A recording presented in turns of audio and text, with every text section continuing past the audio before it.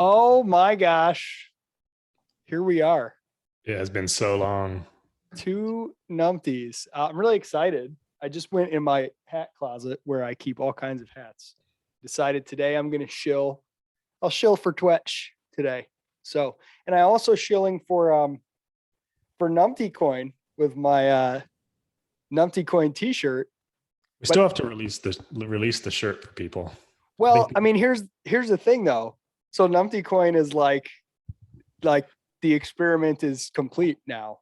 I mean, for several reasons. One, Streamanity got taken over by like porn or something, so we just don't want to use it anymore. And that was the revenue share component. But I was like, okay, I just feel I don't know. I hate not delivering on promises to people. And when we launched the token, it was like this fun experiment, and it said in 6 months, because this is what RelayX promised me. They told me it was 2 months away. So I said, okay, let's give them a buffer. In 6 months, you will be able to redeem pro rata BSV from the Numpty coin pool in relation to what percentage of Numpty coin you own. And they're going to build in a redemption function right in the RelayX wallet. Well, you don't do things where you're banking on the promises of others because sometimes they don't come through. So after what, a year and a half or something, it just never happened. I kept bugging them about it. Is there going to be a way to redeem?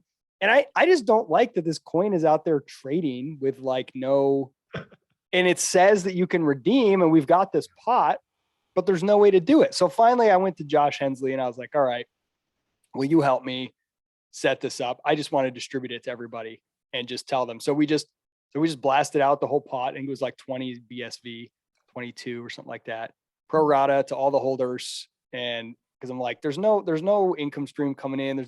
I would rather just give it to people rather than sit there with this wallet that I, like have custody over it. Anyway, so Numpty coin still exists, but you can't redeem it for anything. And I can't seem to get RelayX to let me change the description of the coin to make that clear, to say this has already been redeemed. This is no longer a live, revenue shared well, tokens. So hopefully no one's buying it for that reason. But the good news is I don't think anyone buys any tokens because they think they're actually going to do anything. I think they just like, no, it'll one day we'll wake up, it'll have a life of its own, and it will be more valuable than ever when you can't use it for anything. It probably will. It's like, I think making it usable just complicates it. It gives people too much to think about. So, well, we should still release the shirt because I love the pink and yellow, man. We got to release the shirt. I mean, look at this baby. Yeah. Come on. Numpty Coin Club T-shirt. Look at my shirt today. I'm wearing a good one. This is. Oh yes, Capitalism. Derek is the king of book covers turned into T-shirts. It's like your little side hustle. It's awesome. Yeah, well, they'll be available soon. Trademark. Yeah. We got to soon, everybody. So look, man. I mean, we haven't done a Numpties in forever for several reasons. We've all gotten really busy with a lot of different stuff, but there's also just a long period where I'm like, nothing's really happening. It's just kind of the same stuff. You got people, yelling at each other, calling each other names and whatever. But there's a little more interest going on. I love bear markets. For some reason, they just seem so much more interesting to me. I don't know, maybe because the silliness looks even more silly.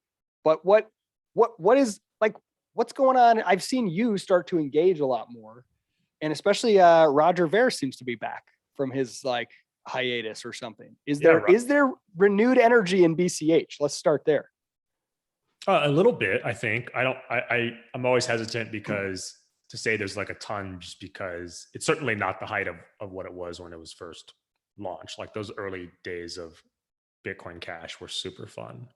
There were just so many people involved and there was so much energy and big names too. A lot of these guys sort of like kind of slowly backtracked after things didn't go well. And it's like, I totally get acknowledging that on a price perspective, Bitcoin Cash didn't succeed. On a taking the Bitcoin brand over, it didn't succeed. But like a guy like Eric Voorhees, he's still a big blocker. He's just pretending not to be. And what happened to that dude? I think he just got crapped on too much, and he couldn't take the heat. Not a lot of people can. I mean, look what happens to Roger. anything he posts, it could be like, he was saying the other day on the live chat we did that he could post something about, I think, like babies, and he would get like criticized as a scammer. Just be like, oh, look at this beautiful child. And there'd be like a million comments be like, you're a fraud, Roger. You're a scammer, Roger. Bitcoin Judas, and I think it takes a special kind of person to resist that kind of hate. I mean, even so Tim Draper, last 2 years ago, maybe, or maybe last year, he bought a bunch of Bitcoin Cash. And I know this for a fact. He bought a bunch of Bitcoin Cash. And then he tweeted, and I know this was a real tweet, positive, tweeted a post about buying Bitcoin Cash and how he likes it and how there's some interesting things going on in Bitcoin Cash. And he got so much hate. Like, I mean, and there were news articles being written that he must have been hacked, and that,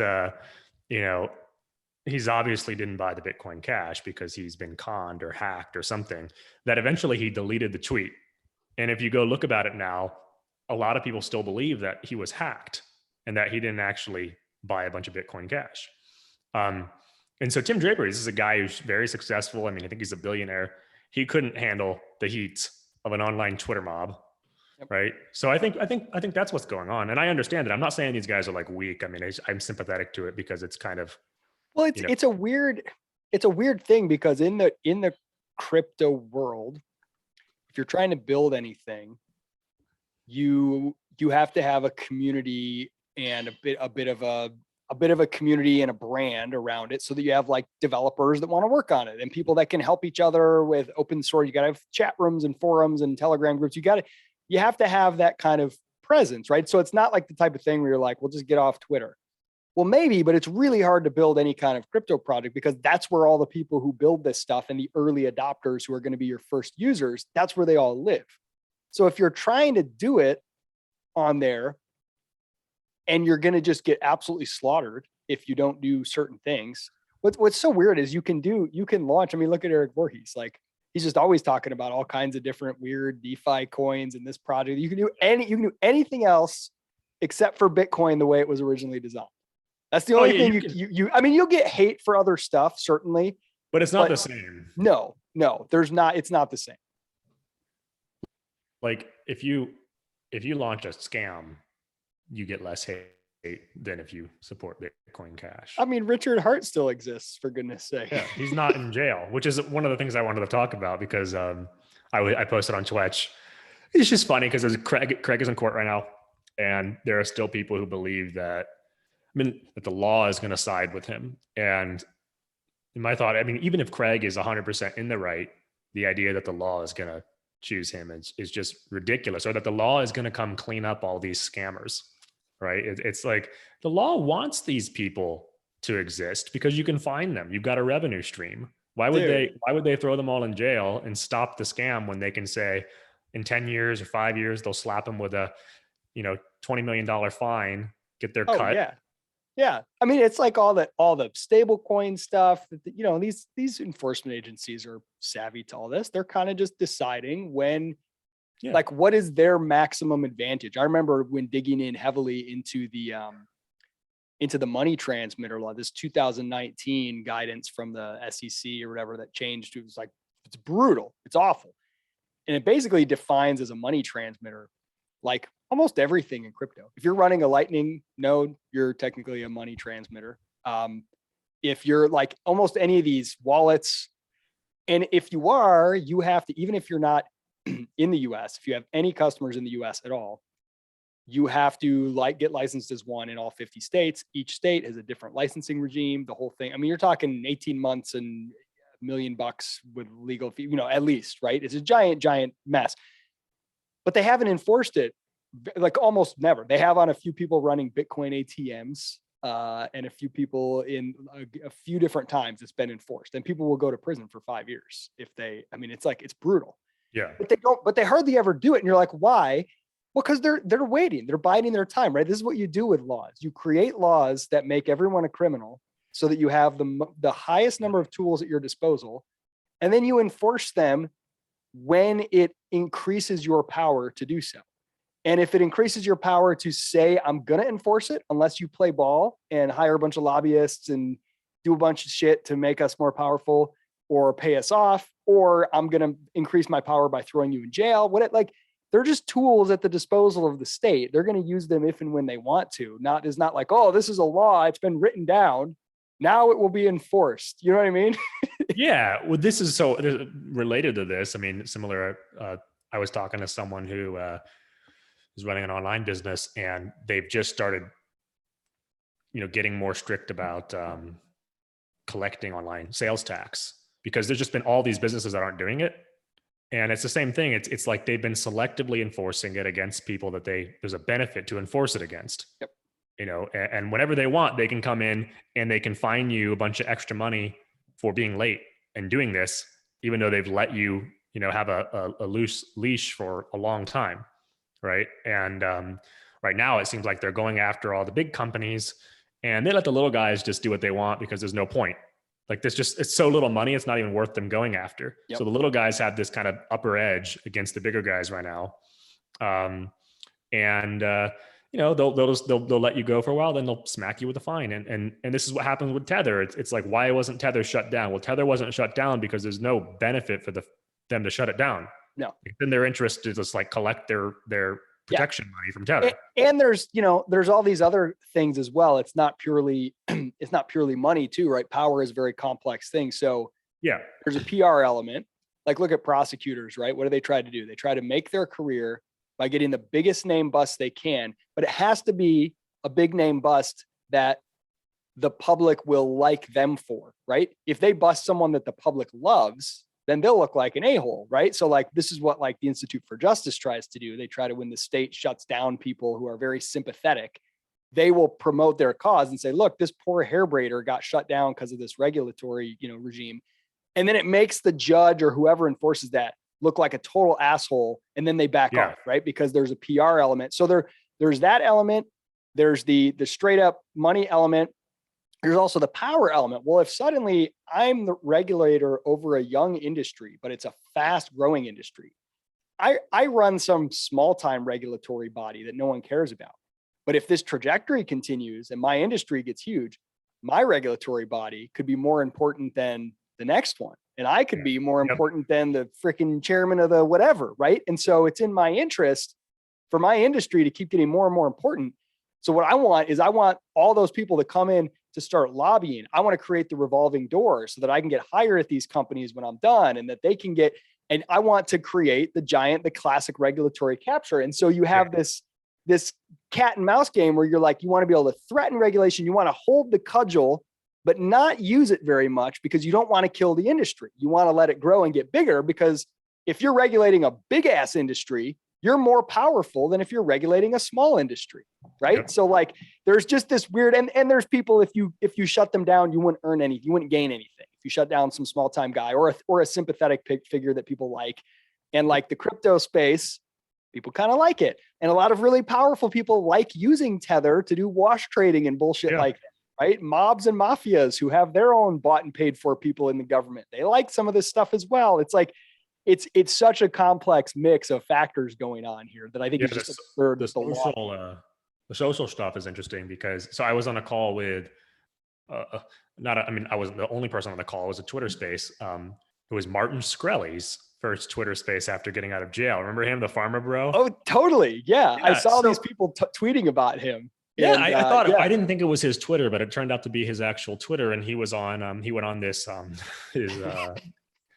First, he tried to set up a Bumble account, which is like a dating app, and he got banned right away. And then he went on to Twitter and he set up a live space or whatever. And so I jumped on and just listened to it for a while. And so what's interesting about him, this is related to this topic, is he's like, okay, whatever he did and whatever he was prosecuted for, he would not have ever been under investigation if it wasn't the fact that he did the price hike on the drug.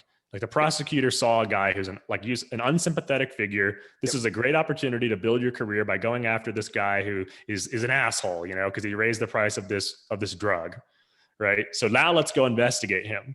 You would have never even been on their radar if he hadn't done that, though.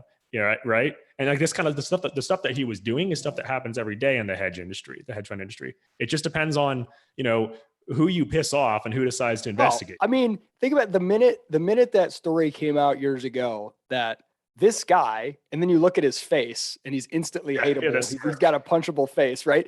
This smarmy guy, he just got this prescription. I don't remember the details. It was like out of patent or something. And he just like quadrupled or 10x the price and all these poor things.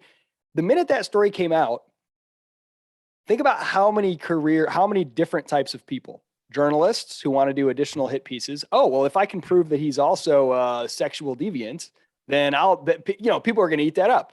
Oh, if I'm a regulator and I can prove that he also cheated on his taxes, because I'm the guy who got Martin Shkreli, right? Instantly, he's a giant target for anything else. And whether or not he did other stuff, I don't know. But that's the kind of guy who's that's her careers are made, right? In these types of professions. Pick a guy who they can, win political or social clout from.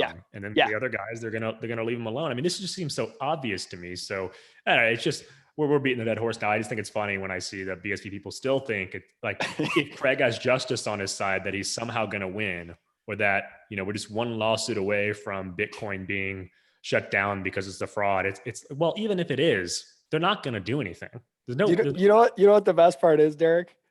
During the Kleiman Wright trial, everybody, certainly in BSV and lots of other people, were like really following closely. This is a very interesting trial. And I was too. And I think it is very interesting. Oh, yeah. And then the outcome happens and everybody's like, we were promised more. Yeah. There was supposed to be something. Craig was either supposed to get utterly destroyed and be in prison now, or vindicated in some way. Some new piece of evidence was going to drop, right? And nothing was resolved. Nothing happened. There's some ongoing case about whether or not he's ever going to have to pay this $100 million that may or may not be a victory for either side. And I think after that, everyone was so let down. Now he's in a case right now with McCormack. And this is the one guy, because this is the one, TK, I hope you're listening. This is the one he wanted. So he initiated. This is going to be the case where he proves. And I've seen some people tweeting the summaries of what's going on in the first day or two. And it seems like nobody really cares. Like people are kind of trying to care, but BSV people are kind of tired and they're just like, whatever. Even the opponents are kind of trying to keep the same level of anger and frustration, but they don't seem to. It's like, and how many more cases does this dude have lined up? Is this going to just keep going up? Nothing's going to happen in these cases. He's not going to prove anything definitively. He's going to bring the same evidence that he brought to the Kleiman case. Oh, here's this character witness and this person that says they saw me working on it, whatever. He's not going to sign any keys. He's not going to do anything definitive. It's going to just keep going on. There isn't going to be. So anyway, I wish TK was here. Maybe that's why he's not here. Maybe he's in London sitting in on the trial, so that he can finally be vindicated. Well, yeah, the amount of legal stuff that ends in just gray area where it's not really the idea that people have in BSV in particular, right? But even the people who are against Craig are implicitly accepting is the idea that law offers clarity, or a judge ruling offers clarity. And oftentimes it doesn't. A lot of times it just makes more confusion. In this Craig case, it's both sides are interpreting it as kind of a victory. And no side, both sides are saying oh, we won. Oh, look, Craig had to pay. And it's well, if you look at it honestly, there's really no answer from anything. And this Peter McCormack case is not going to be an answer. I'm sure that if Craig ends up getting any kind of verdict against Peter, because the UK libel laws are really strict, it's not going to be the victory he thought it was going to be. No, it's not going to be some resounding thing. No, it would be okay, we determined that this guy with a big audience said mean things that he can't prove. Yeah. Right. And what does that mean? Nothing. Well, you can't prove that Craig's not Satoshi. Yeah. How could you? But it's not. That's it. That doesn't. What does that even mean? That's just a badly designed, libel legal system. But I'm sure there's some scheduled CoinGeek articles from Jordan Atkins sitting in the scheduling queue. That's resounding victory. Craig Wright declared Satoshi. It's just, and when you look at this stuff too, it's oh, well, McCormack decided to drop the truth defense. Right. Yeah. Oh my gosh. Well, maybe that means it's because he doesn't think he's no longer willing to say that he's not Satoshi, and he's no longer willing to say that this was a true statement. And he's been convinced that Craig is Satoshi. Maybe that's the case. More likely, you look at the way this stuff works and you're like, okay, we're not going to win that because I can't prove it definitively. Right. Yeah, exactly. And vice versa too. Like everything, like, okay, Craig had a chance to accept what do they call it? Like a default judgment or something like that, which would be like a kind of a win for him, right? Like he'd get a little payout and it'd be kind of like egg on the face for McCormick and a pain. Yeah, I mean, when you have an opportunity to get a default judgment, that's usually the best thing to do. Right. But Craig didn't. And we all know because he wants his day in court, he wants his attention. Yeah. And if he had, let's put it this way, if he had something that definitively proved he was Satoshi, he wouldn't need to spend all this time in court. You wouldn't need the theatrics. You just do it. You just come out with it directly. You just sign the block or you just whatever. But the fact that he wants to do it in court means I think he wants the theatrics. He wants to create the whole multi-day event where by the time you add up all the circumstantial things from all the different people that we've crafted and we've spent months with our lawyers trying to present a picture that convinces you, it's like if you got to do that much work, then it means you don't have anything that's a bombshell, Yeah. No, I mean, I have a couple points. Number one is, funny enough, like Craig's way of suing people is sort of indicative of the fact that like of just how unjust the law actually is, because how many people have called Craig a fraud? I mean, it's everybody basically says that, but he's selectively targeting people, right? I mean, if you would think of calling him a fraud as some big crime, everybody could be, but he's not going to do that, right? He's not going to go sue everybody. So he's going to go after just a handful of people and screw them, and either, even if McCormack wins in the end of this, like his life has been totally screwed up by this.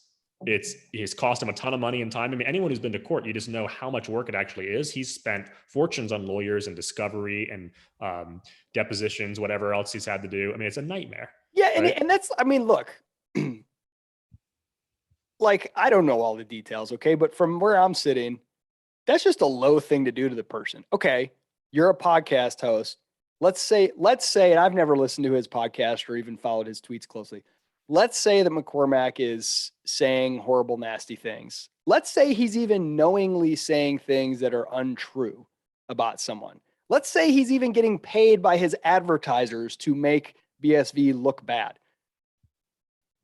To me, it's like, you don't beat that, right? Like if you're a podcaster and you got a bunch of advertisers and they're incentivizing you to shit on some other product and to say nasty things about that product, and maybe you even know that you're going overboard, that makes you like a not good person, right? Yeah. But trying to wreck that person in court, to me, just seems so stupid. It seems so like no, that's not go, like fight them on the same battle plane that they're fighting you on. Yeah. Fight them in the court of public opinion. Start your own podcast. Do your own stuff, right? Like dragging people. I don't know. It's just something about it. I mean, there are instances where I could see, like, if someone has accused you of like some horrible crime or something that's going to destroy your reputation for forever. Absolutely. I can see cases where that makes sense, but calling people a fraud on Twitter, like what kind of unless McCormick has like been secretly, killing people in the background or something, the things that I've publicly seen that he's done, why the hell would you ruin someone's life in court over that? It's basically a disagreement. It's basically mean words. Yeah. That's basically what it is. Mean words, can suck, but like, I mean, can you imagine like Roger was just suing people all the time, constantly? Well, that's all the things they say. People don't understand too the disproportionate power leverage that comes from being wealthy in court. They just have no clue. If you haven't been sued or you haven't been in court, you have no clue how far money goes. And so if you're like a rich person or you've got big backing and you're running around suing all these small guys.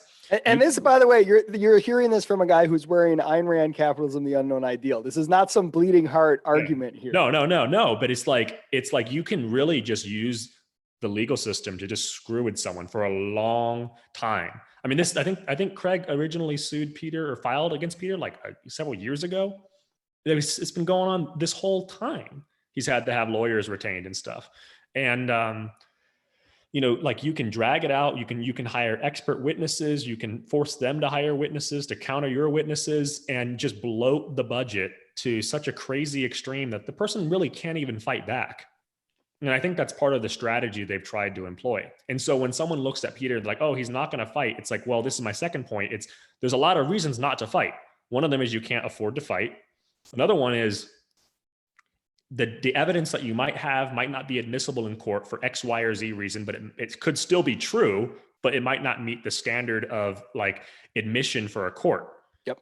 There's a lot of other, or you may have missed a filing date, and like people don't live their lives as if they're going to be sued at any minute, right? So you don't document stuff, you don't pay attention, you're not careful with the way you word things when you're texting your friends or you're tweeting. You're not thinking as if your life is a series of exhibits to be sent into the court, right? So like, well, yeah. So that Peter's getting in trouble in court now, or it was kind of questioned about, kind of talking about like his like rock star lifestyle and talking about the car he bought and just kind of like making jokes that are in court in the context of the court look inappropriate. But if you take the courtroom out of it, you're like, oh, this is just a guy shit posting online. Yeah. Right. Yeah. And then but Craig's lawyers are jumping all over it as like, oh my God, look at this evidence. It's like, well, like, look what everyone says online. They act like jackasses. It doesn't mean that it's true. Yeah, trying to shove the online culture into the boomer courtroom and examine it under that lens is like we saw some of this in the right climate thing too. It's just like a hilariously awkward and sad.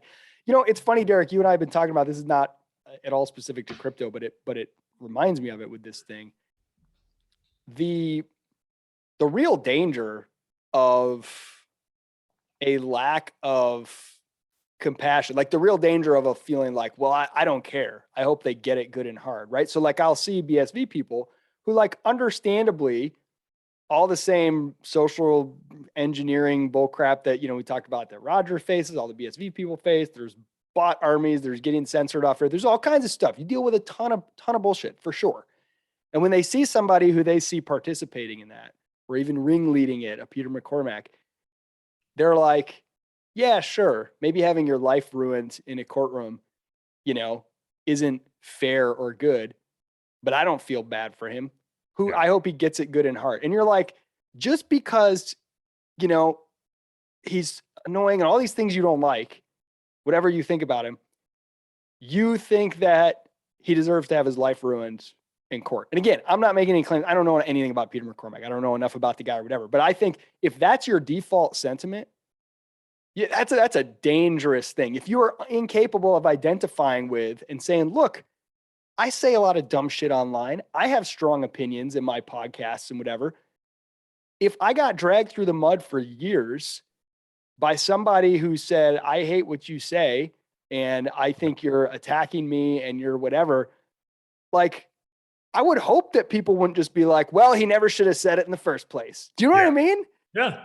Yeah, I agree. I mean, Peter, on the one hand, you can say Peter brought it on himself for sort of begging to be sued, but it doesn't mean you need to sit there and be like malicious about, how happy you are to watch someone, right?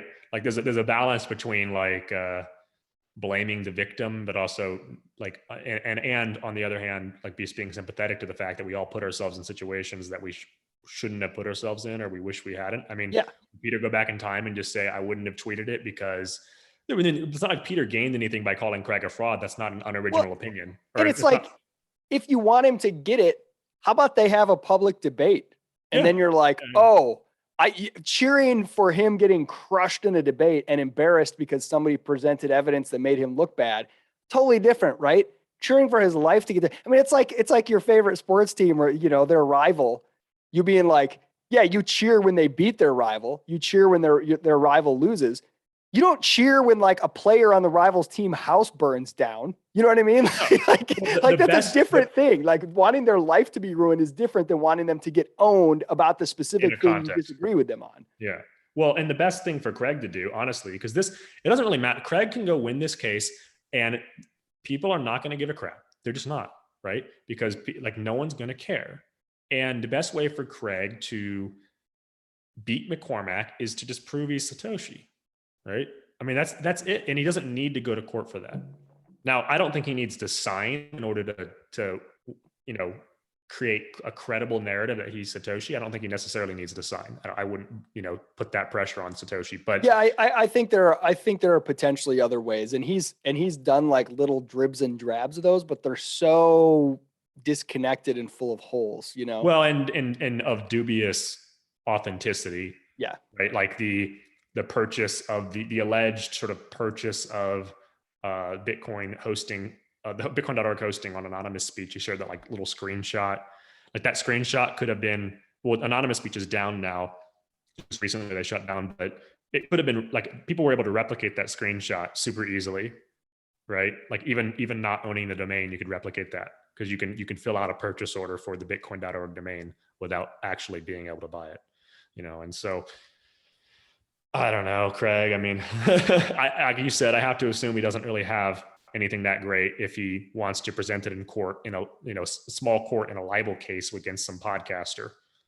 Yeah. Right. It's just like it's such a small, it's such a small playing field for like the stakes that they claim to be following. That's like the tiniest little place to go do it. Yeah. You feel like if you want to publicly prove that you're Satoshi once and for all, which like if you don't want to, fine. There's reasons why not wanting people to think that or wanting there to be constant ambiguity on that would be advantageous to him and reasons that he might want to.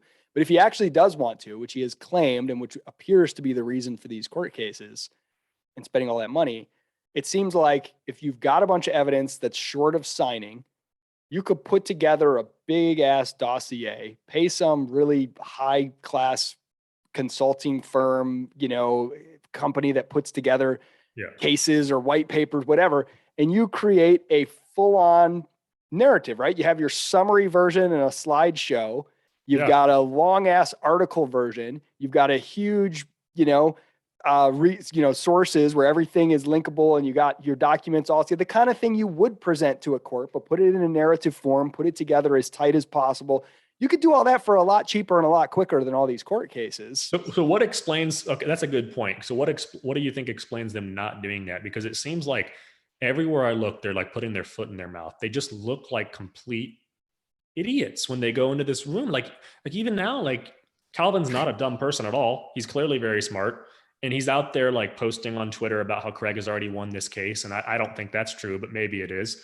But then it's like you read the people reporting on the court, and whether Craig ends up winning in the end or not, he looks very bad right now in the McCormack case. He looks like a fool. Like they brought up this thing where he said that he was denied being a speaker at a conference because Peter called him a fraud, right? And then the conference speaker is called to testify, or the conference person is called to testify. And they're like, I don't even know who Craig Wright is. And then Craig's like, well, my lawyers said that they like, it's like the weirdest thing. It looks so, and it, like this happened over and over and over again. And then like another conference organizer was like, actually, we only, we take paper submissions anonymously. So we wouldn't have known who Craig was when we were reviewing the paper. And we denied the paper because it had one of like the lowest standards of credibility we've ever seen. Like it looked like it was plagiarized. Like they this whole thing. And it's like, okay, why aren't the lawyers reviewing this? First off, how do they not know this in advance? How did they not do discovery in advance to ask these people what they were going to say? Because that's what you would do before you present a witness, And then Craig, I don't know. It makes me always question the idea maybe that Craig wants to look like a fraud. Well, yeah. So I kind of see two options, and I honestly don't know which. Because both of them are dangerous because they're both overly appealing and they either credit too much or discredit too much. So here's the two options. One is if we take the principle of sinister interpretation, and one is the principle of charitable interpretation. Okay. So the sinister interpretation is like, all right, the only way to make sense of all this stuff is this is all deliberate, that these guys they're a front for something else. They're intending to create distraction, to create, they're protecting the real Satoshi, or they're fronting for some freaking agency, or there's some mafia level thing going on. There's something here that is all the things that everybody looks at and says, oh my gosh, you look so bad, are intentional. And whether Craig is the one, he's getting thrown under the bus and he's not trying to look bad, or whether Craig is in on it. He's like, sure, I'll take the arrows, make me look like the villain. Like, I don't know, but there's the sinister one, right? It's all part of the plan. And then there's the charitable interpretation. If you listen to the way Craig especially talks, Calvin is harder to get a read on, and you look at Craig's body language and emotion. I mean, unless he's just a master for actor for his entire life, every bit of evidence I've ever seen, he doesn't seem to be the type who has a poker face, right? Like, No. You know what the dude's feeling. It feels like his emotions and what he says when he blurts out in anger or types things in a fury on Twitter, or whatever. It feels like that's what he actually thinks. And if you take that interpretation, then what I think you have going on is it's basically boomer corporate legal academic culture all mixed together, right? So if you've ever worked with a large corporation, big old corporation that runs the way that corporations all used to run in the 80s and 90s, that has a big legal department and whatever, the way they operate is mind-boggling. It's like, it makes no sense. And it's like everyone's a mercenary and everyone is so narrowly focused on, like, okay, you hire your big law firm and they just say, all right, we come in, we charge you $1 million and we go and we run this process.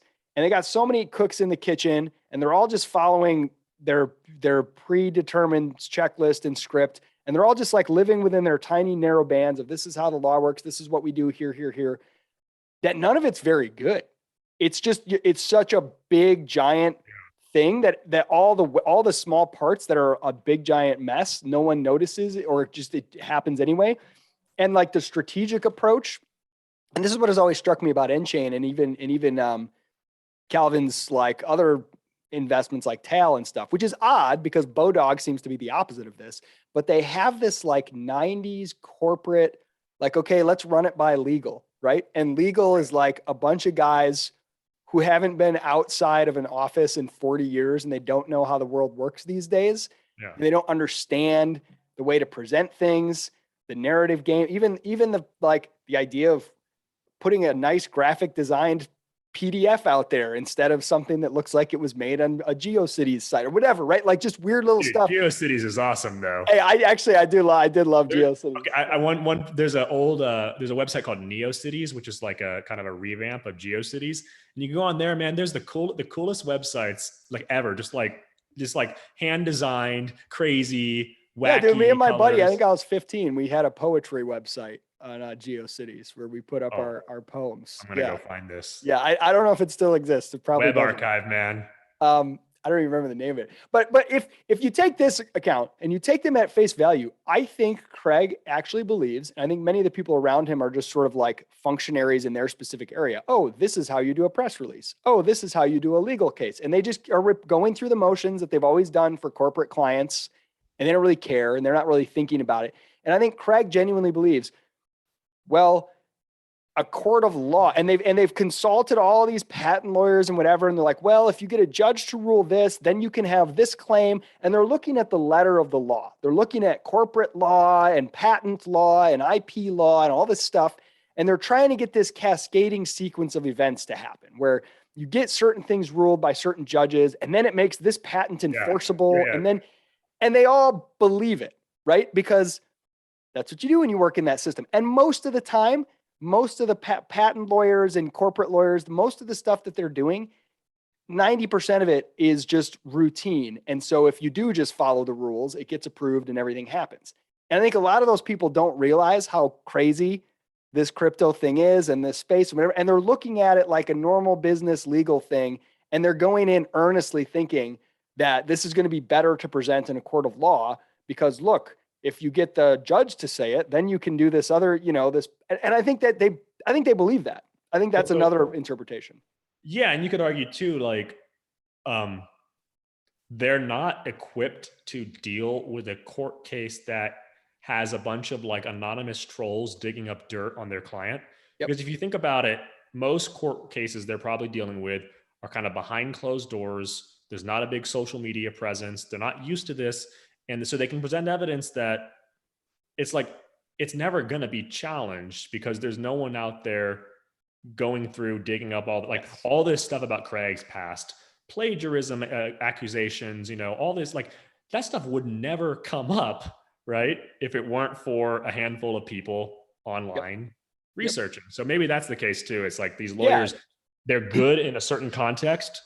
They're used to running a script, and it's all kind of like power game. Okay, we have this much money and this much time. Here's our opponent. If we present the following, they're going to do this, and then we get what we want, which is the judge to say this, and then we can go file this other thing, blah blah blah.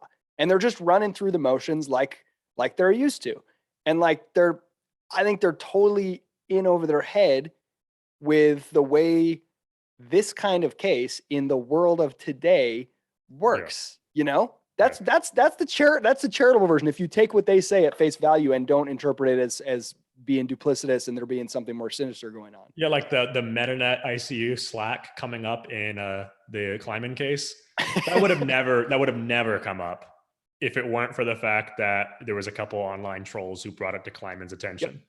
And the Kleiman lawyer team, they seem the opposite. They seem like their firm was created in this new world. Yeah. What do? They go out and do crypto litigation for hire. They all have their snappy Twitter accounts. They understand they're litigating in this world, and they're facing this old school corporate law firm who doesn't know what the hell this world is like. Kleiman team wasn't even out to win in the court of law. Really, it didn't really matter. It doesn't matter for their case. Their matter was just to bring dirt up about Craig, and they in that sense they won tremendously. Yeah, they understood, probably from whoever was paying them, the point of the case, right? But they understood exactly what the real win was the public opinion of the crypto people when you bring up all this stuff about, and again, Craig, if you really look at the facts of the Kleiman case, Craig doesn't come across looking too good because there's just so much crap that's not even relevant to the case that got exposed about him. Yep. So have you ever read Venkatesh Rao's book, The Gervais Principle? Yeah, I have a long time ago. That's so good. So that like trichotomy that he presents of corporate America, and you can apply it to other things where you have the sociopaths are, the owners, the CEOs, whatever. And then you have the losers who are just the people that clock in and clock out. And they're pretty cynical. They're like, it's just a job. I get it. All the posters on the wall about this and that, it's all bullshit. I just clock in, clock out, play the game.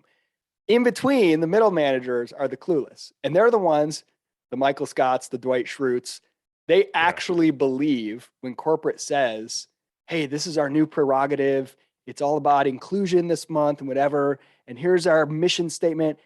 They all believe it, right? They're the ones that believe the Constitution is this, this thing that's going to protect us all, the rule of law, right? They believe all that. That's most BSVers. Right? Exactly. And the sociopaths on top are like, it's all games. I can manipulate all of it. And the losers on bottom are like, yeah, whatever. It's all games. I'm checked out.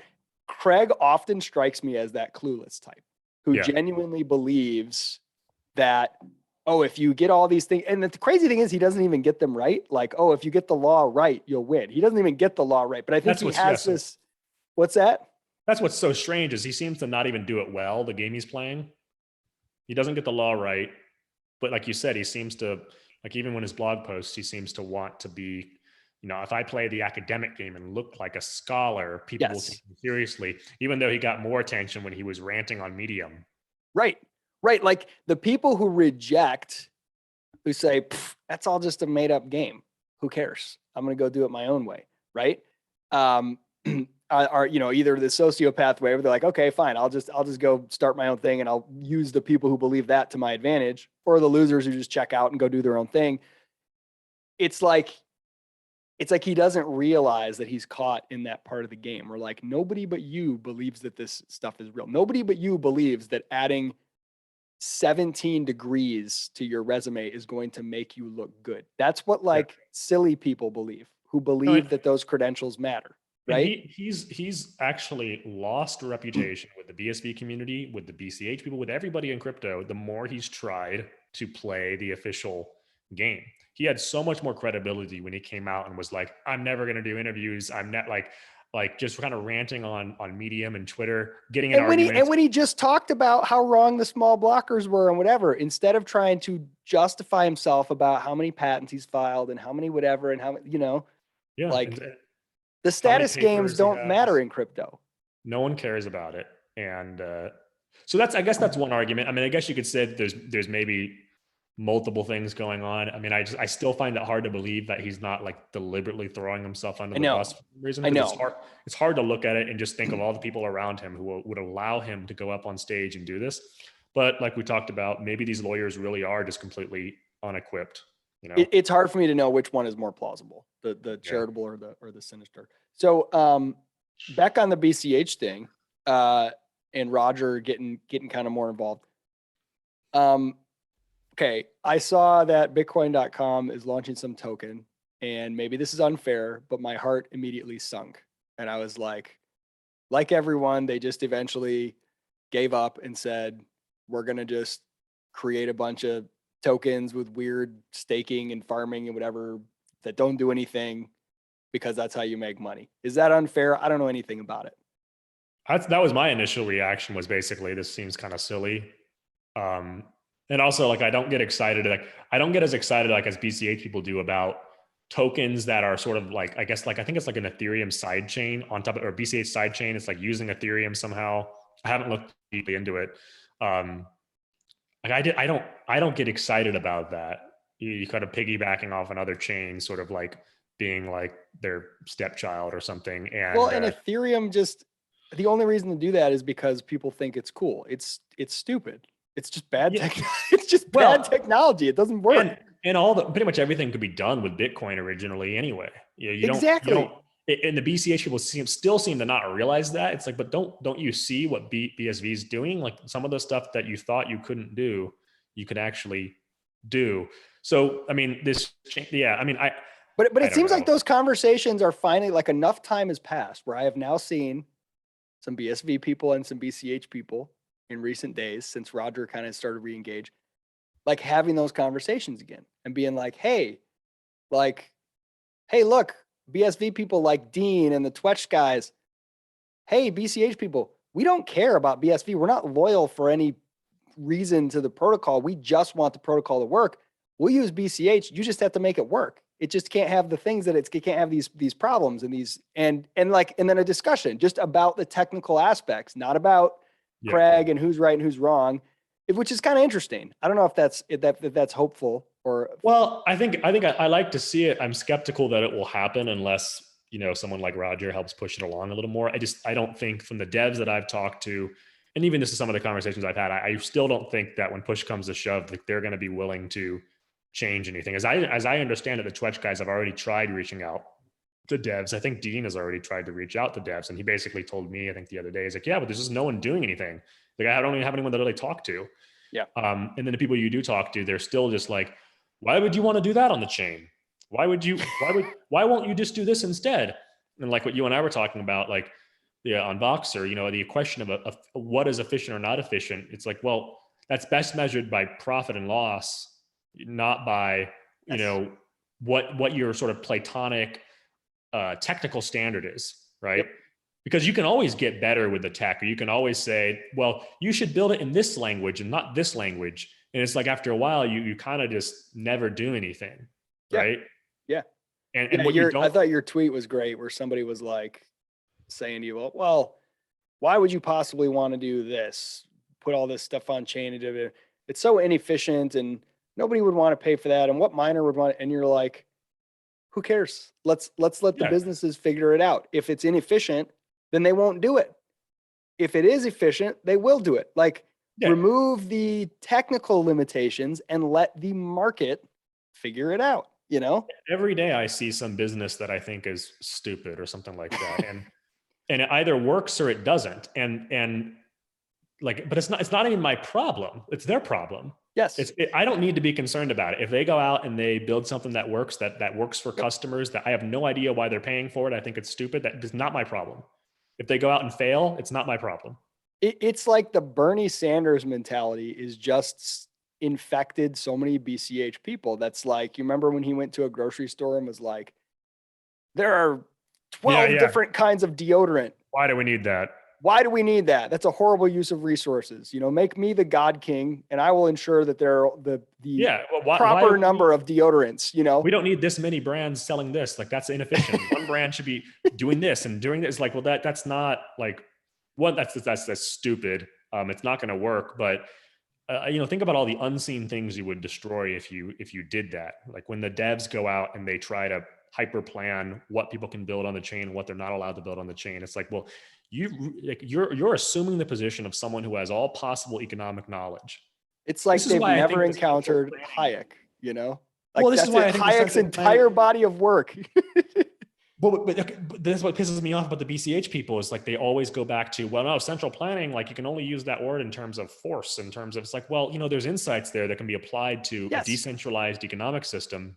And these devs are acting like they have all possible knowledge of what can be done on the system. And I think that's bad. You should just let people build. And if it doesn't work, it's going to fail and you don't need to worry about it. Like, if data is this big of a problem on chain and people aren't going to pay for it, then it's not going to last. Eventually people will stop putting data into the chain. Yes. And it very well may be that in the early days of these protocols, everybody was having so much fun putting all these random pictures and stuff. And then over time it matured and nobody did that anymore or whatever. Like, but let that be something that happens through the discovery procedure of the market, not through somebody saying, I think that's going to happen, so let's prevent it. Let's go ahead and get a jump on it. Now, like that concept, the market as a discovery procedure, which is the title of a paper, it's so brilliant, right? You can tap into that for so many things, and especially something like Bitcoin, which from the get-go is made to be a distributed system, a market-based system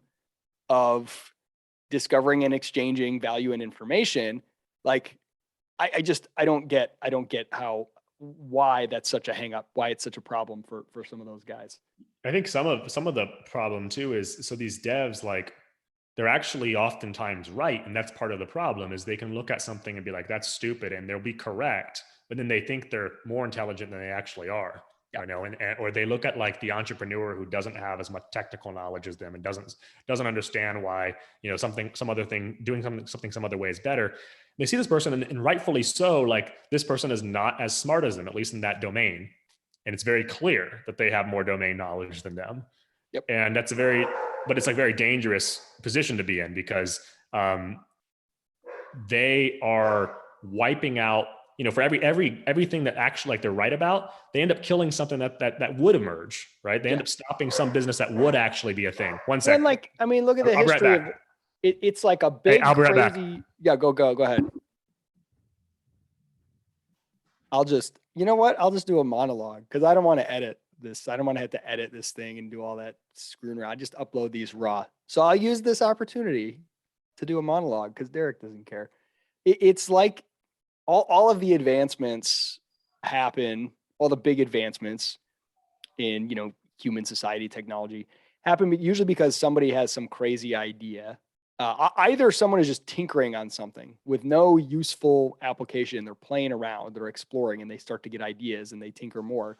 Or someone has a huge, crazy idea and everyone's like, that's really dumb because it requires too many resources. It won't work. It's inefficient. Technology can't do it. Oh yeah. Making an entire movie, computer animated, stupid, way too much money. You won't earn enough at the box office to make it worthwhile. Right. But like some crazy guy at Pixar or whatever is just obsessed with this idea for reasons that don't make sense to the technical minded person. What a waste. There's already cheaper ways to do it. And they just want to do it. Right. And they just keep pushing. And eventually now we're in a world where people can create computer animated movies for like nothing. Right. Like that's how this stuff works. Somebody with an idea that is technically inefficient and stupid, but they just are so obsessed with the idea. Manned flight, right? Heavier than air, carrying stuff around in the air. Why? That's dumb. It's so much more efficient to float it on the water or put it on a road. Even if you could get it to fly, who would ever do that? It's stupid, right? Well, things start off as inefficient too, right? I think you probably already mentioned that, but things begin as inefficient often. And that's why like it takes companies very long time to achieve profit sometimes, because the thing they're building is super inefficient at like a small scale. Yep. And then eventually it becomes inefficient or becomes efficient. And now they're making money. Or there's also and that's why investment exists, by the way. That's why VC exists, which again, there's a lot of silliness in VC. There's a lot of bullshit. There's a lot of reasons to be skeptical of it. I love the bootstrap mentality. I love that technology is so cheap. You can build companies cheaper now. You don't necessarily need VC, but that's one of the things that I've often said in the BSV community. If you're trying to demonstrate what this technology can do, you probably have to demonstrate things that are unprofitable for a while, right? Like really big swings. And I would say kudos to things like crypto fights. Like I don't think they're making any money, but they're demonstrating what's possible. I would say Handcash, they raise venture capital for a reason. They're trying to demonstrate what's possible. Yes, right now there's only a couple dozen, apps that connect to there, and I'm sure they're not making a ton of money, but they're demonstrating the user experience of micropayments and nano payments. Like I think there's something massive to be said for that. If you have a longer time horizon and you're willing to, take on the investment, give up equity. I mean, and if you can bootstrap, I'm not saying I'm against that, but I do think there's a bigger level of ambition and vision when you say what I want to do will be the norm in 10 years, but it's not going to be profitable for 5 years. Yep. That's a big ass thing. And you got to take a big swing on that. Sometimes that means raising money. That's not necessarily bad. Well, and not all decisions and not all economic actors in an economy who are relevant are like making their decision purely on financial profit and loss. Like there's other considerations. There's religious considerations. There are personal considerations, or just like preference situations where like a person prefers for whatever reason to listen to vinyls rather than digital download, right? I mean, how stupid would it be to say, well, vinyls aren't efficient now because you can stream 1 million songs and hold them on your devices, and someone's like, I don't care. I enjoy vinyl. There's a business model for people selling vinyls, right? Yep. And for some, but if a developer centrally planned the economy, they would say, no, vinyls, why do you need that? Let's save space by storing it on a hard drive, right? So like, I think the Bitcoin economy should be as inclusive and accommodating of all people as possible, because that's where the interesting things happen. And if someone wants to have a business model built on something that's less efficient than another business model, as long as you're profiting, who cares? Yeah, exactly. Yeah. And I mean, it's easy to get mad about the market, especially when we are living through a phase, which it seems to be, I think mercifully sort of tightening with this bear market. But when people in the market are doing just stuff that just seems crazy and wacky, right? And like, it's easy to get disheartened and be like, well, what the hell? And of course the market is very distorted with all kinds of, cheap credit is the biggest distortion by far, which drives tons of all this. Even the valuations in crypto and stuff, but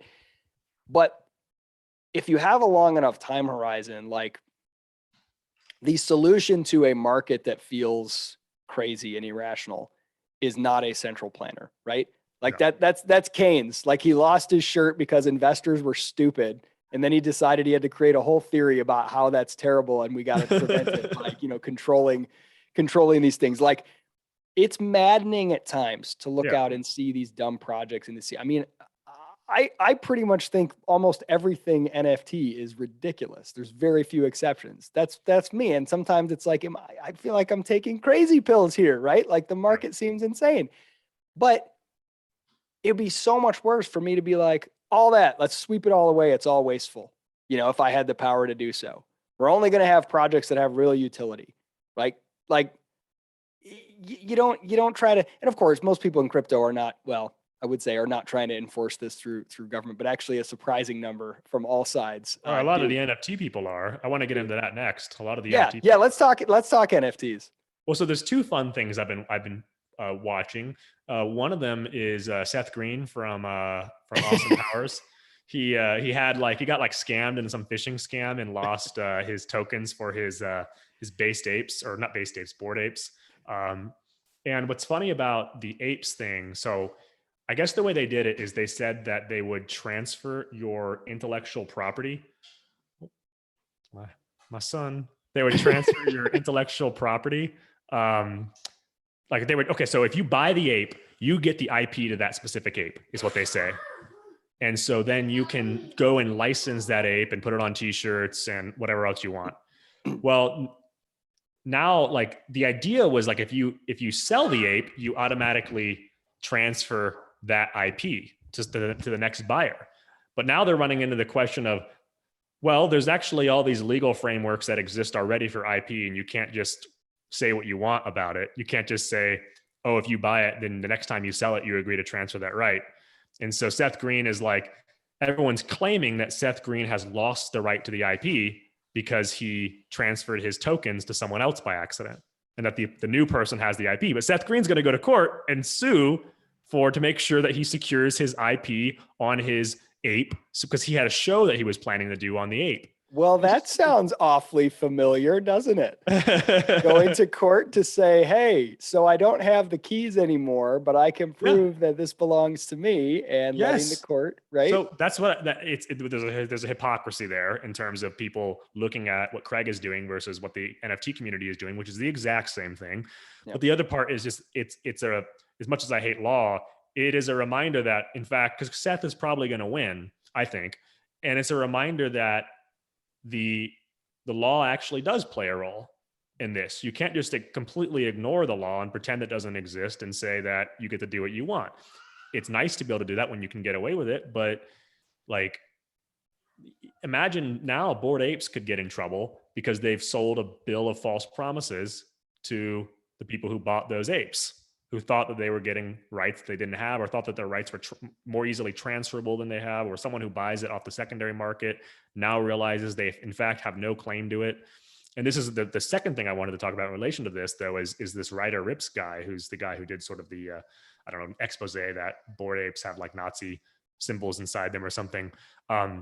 He's started his own Bored Apes, which is like a copy of Bored Apes, and he's been minting these things on OpenSea. And his claim is that, in fact, you don't own the IP at all. What you bought was the unique token identifier, which is the number on the blockchain. Essentially, you bought that. That's all you bought. And he's making a good case for it, because that's like that's a unique ID, of course. Right? Yeah. And now he's saying, well, no, he's basically, I think he's making the claim essentially that an NFT is only an NFT if it's not replicable.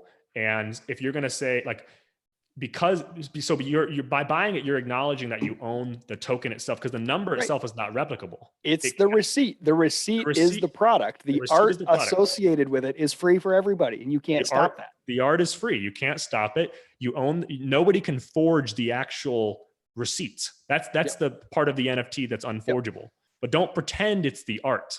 The art can be forged. And so he's attaching the art to a new token that has a different identifier than the original one and saying, hey, I'm allowed to do this because it's a new NFT. Come sue me. Right. Yep. And it's very funny to watch, and it'll be interesting to see how it plays out. But I love experiments like this that like force people to get out of their like pie in the sky utopian idea of what they're doing and deal with reality a little bit more. The thing that's interesting is like, it's this kind of like sloppy having your cake and eat it too, right? Saying, hey, we're operating outside of the law. We're doing something new, which I'm all in favor of. Let's do it. But then marketing it and talking about it and selling it under the assumption that all the same things that happen in the legal world apply to it. Like, and it's just really sloppy, and it's kind of shitty, right? If you were like, hey, this is all completely outside of the law. There's no promises, no guarantees. We're trying to develop our own ways to enforce these things that don't resort to law, but it's all experimental. We're going to figure out the holes with it.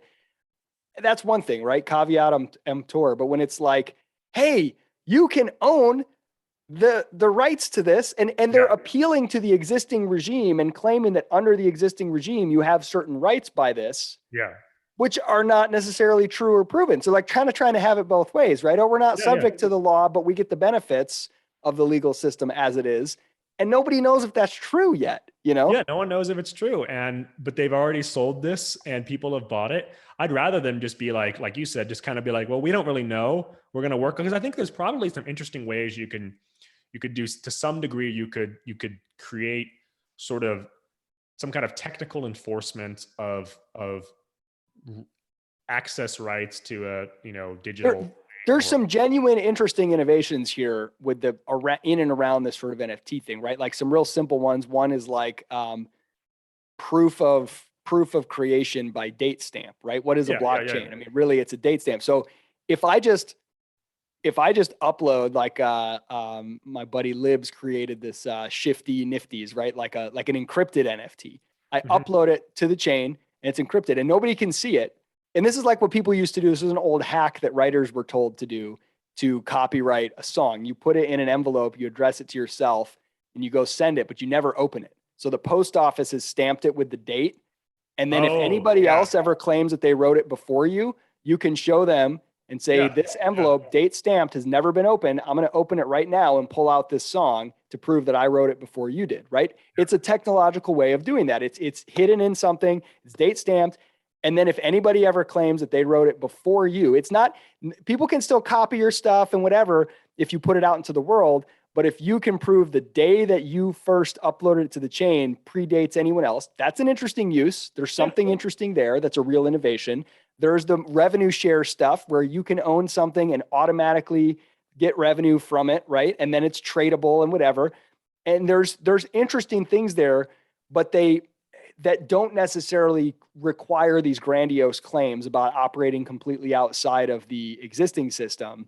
But they're innovations, right? They're innovations and mechanisms of enforcing things that were previously too hard to enforce in the existing system or enforced really badly.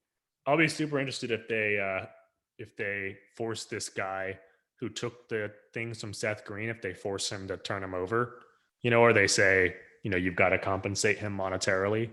And like what that means, and obviously he's probably not going to be like compelled to, for the miners, to do anything, but what will probably happen is, you'll see, it's like what we're talking about is like they say, okay, well, you're going to go to jail, or we're just going to seize your bank account and force you to pay him back or something like that. I mean, like I see no way that that's probably not going to happen. Which is then just another reminder again, like these things just unfortunately, they don't exist outside of law. Stop pretending they do. Stop trying to have your cake and eat it too. And I think it'll be interesting to see the way that it affects the legal institutions and innovate. And like ideally, right? I mean, like the current legal system, the vast majority of these disputes get settled actually certainly outside of government courts. And even outside of courts altogether. And the more tools at our disposal to allow these things to get solved without resorting to those, the better, right? That's great. Anything that can be that reduces the risk, reduces the trust involved, reduces the number of people where fraud can occur and all that stuff. It's all great. It's all great technology, but just the claims are so and speaking of wild claims, you just reminded me of this. I mean, this is old. We've been talking about this for forever, but it never stops. These people never learn. I just keep seeing more tweets lately about, yeah, you can seize my bank account and you can do this, but you can never take my Bitcoin. There's no way. Or I saw somebody being like, hey, what if I went and took out the biggest loan that I could? And then I used it, all the assets that I used to get the loan and everything else, I sold all of them. And I used that and all the money from the loan to buy Bitcoin. And then I default and they came to collect, but I refused to give them my key to my Bitcoin. Aha, like what would happen? And I'm just like, you just go to prison. What do you like? They just say you go to prison until you give us the key, like it's not, they hit you with a stick until you turn it over. Like, it's not like, and you can, I guess you can say, well, I'm still not going to turn it over. I mean, but like, who's not going to pay that price? Like, what's your congratulations. You forfeited your life for some paper holdings that you can never access. Well, this is how it's not okay. Yeah. Like the current system, the government can like drain your bank account, but like states, even before this technological stuff existed, governments have been very good at getting people to comply with things, without being able to like easily seize things, like you go hide your fortune and they tie you up and say, give it to us. And then you lead them, you lead the bad guys to they can make your life hell. And with Bitcoin, they could do some chain analysis and they could see, okay, it's most likely in this wallet and this thing over here and this. They could start going to the exchanges and going to the miners and giving them orders. And so like people, they assume that they are magically outside of the real world with this. Well, and then you're like, well, I'm never going to go to an exchange. Then it's like, okay, well, what about you? They issue a public warning that says any merchant who accepts these coins is going to have those coins confiscated, or they're going to be liable to turn those over. Yep. And the first person who accepts, eventually those coins are going to be taken. Right. And so, they could even if they couldn't figure out exactly which ones were yours, if they wanted to enough, they could say, these are the ones we suspect. We're blacklisting all of them. if for some reason we got the wrong ones, come to us and prove that that wasn't you, and then we'll remove you from the blacklist, right? They don't even have to get that granular, right? There's so many ways that this myth of like, it's unseizable, it's uncensorable, it blows my mind that people are Well, just, there's other kinds of ways they can censor rather than just literally like placing an order on the miners. They can censor you socially by outlawing transactions from and to that address. yeah. And vast majority of people are going to comply because they don't want to have their life screwed up. Look at the Right? Canadian trucker thing. Like, okay, all these people get their bank accounts seized and all this stuff. What's Bitcoin going to do? Okay, so they need to buy fuel and food for their protest, and their credit card's been frozen. Someone sends them some Bitcoin. What are they going to do? Yeah. Like, what are they going to do with it? If they have to convert it into a gift card, let's say at one of these websites, well, who issues the gift cards? Who controls that website? The same government that can get the bank to freeze their account. Those gift cards are all run by the same companies that run credit cards. The payment processors, right? Like, even if the gas station is like, oh, we accept Bitcoin here, through what payment processor? That payment processor is connected to a bank. That bank can be threatened if they don't stop it. Like, it's the same shit. You're in the same system, you know? Well, this is what I remember the Bitcoin Cash people were saying, well, they should use Flipstarter. It's like, okay, well, so Flipstarter has a public address that everyone's like, that's being funded by this campaign. Okay. So if the government really wants to, they just say, hey, this address is full of criminal funds, right? Anyone who donated to this address who is KYC'd, we're coming after you first. And then wherever this money goes, we're coming after that person who receives it. Yep. Right. I mean, it's not, I do think there's some power in that you don't have an intermediary. I think that's a good thing, but I don't think it's the same level of like, it's not like you can just get away from the government coming after you, or like the government doesn't have other non-technical ways of stopping you. They can make your life hell. They can make the life of the people that receive it hell. You know, they can come after you the same way. It doesn't need to be that they literally seize the account to make your money completely unusable. All of these things are like additional tools in the toolkit. You know, there's all kinds of ways you can try to make it harder. They're just tools. Less convenient for government to surveil you. But the idea that you've won, that you're outside of the system, that you're free, it's just ridiculous. Well, it's like a VPN makes it harder if someone wants to find your stuff. But if someone really wants to find it enough, the typical VPN that people use isn't sufficient, right? And then how far are you going to go? Like, yes, if I remove myself from society entirely and live in a cave underground with no access to any other humans or food, they can't get me. Well, then they've already got you. You know what I mean? Well, sometimes using these privacy tools puts you more at risk, than not, or gives you a false sense of security. I mean, they were telling people on this Flipstarter thing, it's like, oh, well, because I told them about this whole thing, and people would reply, well, they can just run those through Cash Fusion. I'm like, okay, so you're going to say, the government says, hey, this address they received is criminal funds. We intend to freeze this address. And then it goes into a mixer. Oh, good idea. Nice. They can see that you just tried to launder money on chain. They have a timestamp that says he ran it through a mixer to try to get around us. Now you're doubly or triply fucked. And then also you run into the problem where they already know how much you received. So it doesn't matter. Like, they'll just say you owe the full amount. If you received $5,000, you mix it. You're like, we can't, even if we can't track your transactions, we say, give us money on chain, prove it to us that there's $5,000 on chain. And now you got to turn over your transactions anyway, or you get in trouble. Yep. So you've lost your privacy anyway. They put you in jail, they hit you until you turn over those transactions. This is not complicated, right? And I keep telling people, one of the very pernicious things that's coming 100% is know your transaction laws. These are coming. It's almost the reverse of KYC. Know who you're sending to and have a record of every crypto transaction you send. Wallets on the iPhone apps and stuff like that, they're going to be required to put this stuff into their system, where it's like, make sure there's a easily exportable record of every single transaction that you've made. Yep. They're all going to be there. And if you don't have them, what they're going to do is they're going to hold you to account for the full amount. That's what happens with even like taxes, where like you submit a tax, their default assumption is that you owe the maximum amount until you prove otherwise, right? And if you don't prove otherwise, you owe the maximum amount, you're fucked, right? Yep. Even if you're in the right. So, your privacy, like if they know how much you started with, that's all they need to make your life a living hell, right? Yeah. Okay, we got to wrap this because I got to bounce. Give me what's optimistic right now.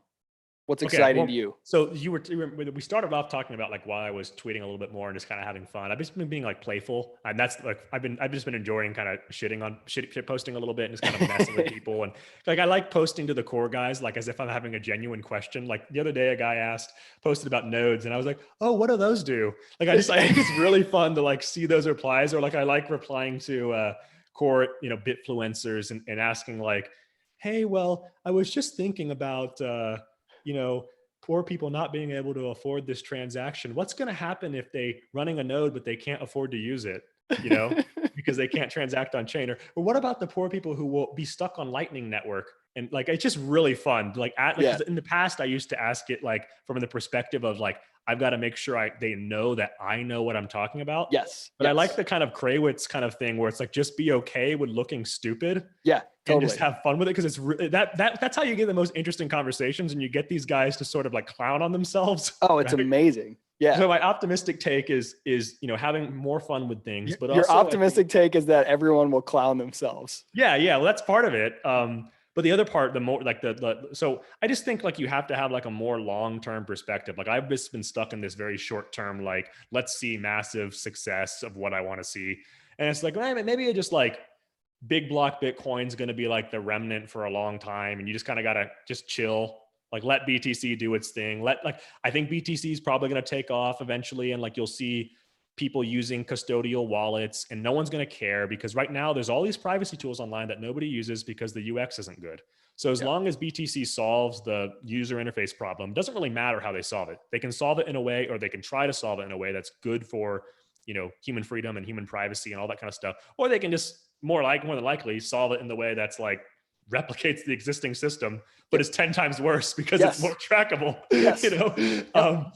And that's probably what's going to happen. And people are going to eat it up because the price is going up. And then eventually you'll probably see some kind of inflation, because a lot of these people will be locked into like either not even like Lightning nodes. They'll be locked into like interoperable payment channel things that like they don't really know what they're spending. And there'll be some government somewhere that inflates it, and everyone thinks and then you'll have, hey, the price volatility. So you're going to be really transacting in a stable coin, but don't worry, it's backed in your thing. And then this stable coin, it's really just PayPal sending it to PayPal themselves because it's easier that way. And then there's no fees.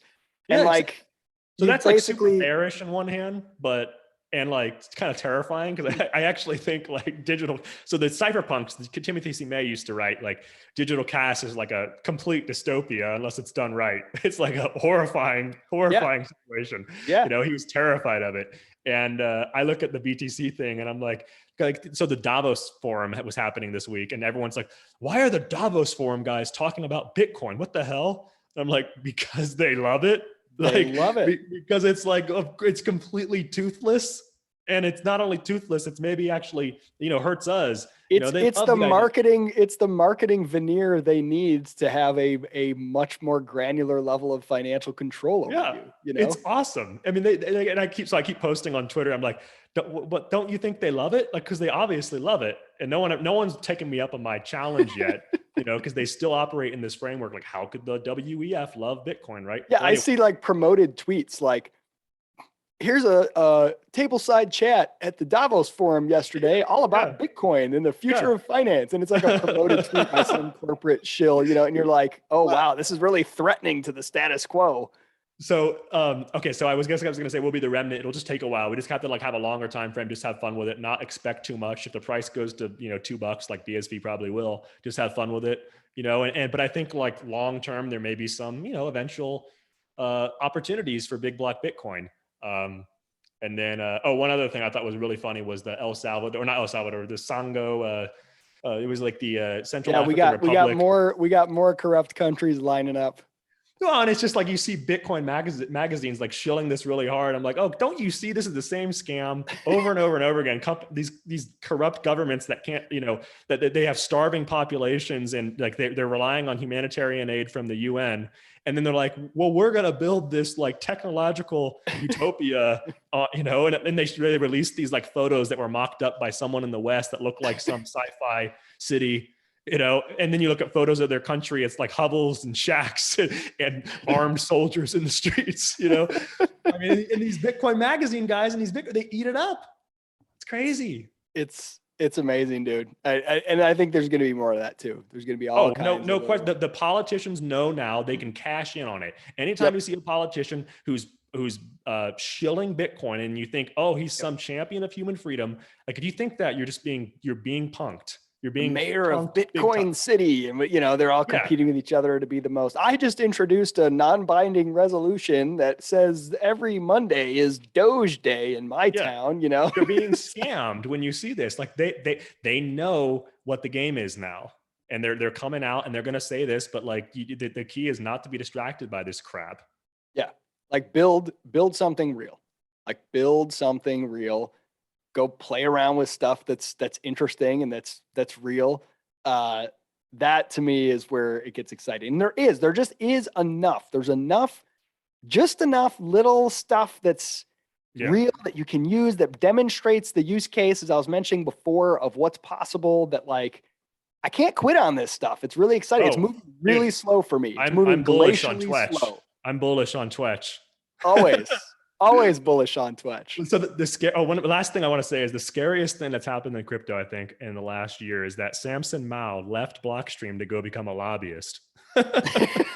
That's just like, that terrifies me, right? Because he's kind of the guy behind this El Salvador thing and some of the other things. Like that's just horrifying that a guy like that is meeting with state leaders to push Bitcoin. I mean, that dude is shady as all get out.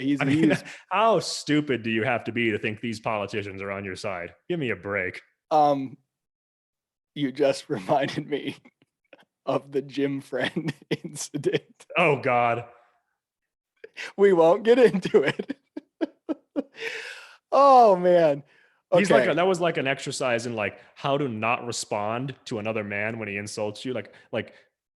You validated the whole meme in your response. I think maybe that's why Samson is now a lobbyist, because he had no choice but to leave the world of Twitter and like the forward facing. He just got demolished so bad from that epoch that now he has to go behind the scenes, behind closed doors, because he can't come out in public and show face anymore. What do sort of like flabby, emasculated, beta males do when they can't compete in the market? Is they go into politics and they get political power, right? And then they can impose their will on you. That's right. They go to the smoke. So we'll probably see Jim Friend like dead in a river one day or something.